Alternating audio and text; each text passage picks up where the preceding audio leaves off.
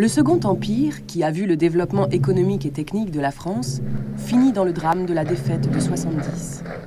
La République commence dans la répression sanglante de la Commune. Les élèves sont alors absents de Paris, l'école ayant été repliée à Bordeaux, puis à Tours, devant l'avance allemande.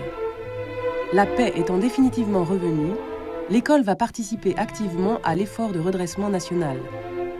L'armée renforce sa position d'employeur principal des polytechniciens, mais les sciences ne sont pas abandonnées. La même promotion, 1873, compte dans ses rangs Fayolle, qui sera maréchal de France, et Henri Becquerel, qui sera prix Nobel de physique. On retrouve des polytechniciens dans toutes les activités du pays. Développement des chemins de fer, création d'industries nouvelles, modernisation des villes, conquête et organisation d'un vaste empire colonial. La guerre de 1914 va très profondément marquer l'école, comme le reste du pays. Pendant la durée des hostilités, les élèves sont mobilisés et l'école est transformée en hôpital.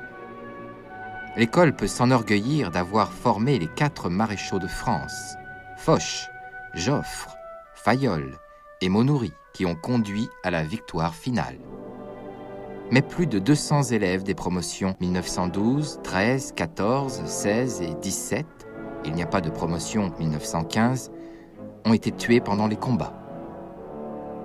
La saignée fut aussi dramatique dans les autres grandes écoles et parmi les étudiants de l'université. On peut penser que cette hécatombe de jeunes talents pleins d'avenir a privé durablement le pays d'une partie de ses forces vives qui feront défaut dans la crise économique des années 1930 et dans la défaite de 1940. Après l'armistice de juin 1940, l'école est repliée à Lyon en zone libre et elle redevient civile, du moins en apparence.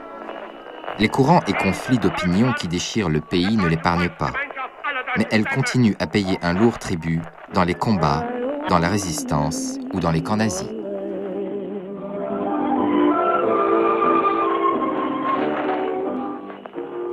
Plus de 400 polytechniciens sont morts pour la France pendant la Seconde Guerre mondiale, comme d'Étienne d'Orves, fusillé, ou le général Verneau, mort en déportation.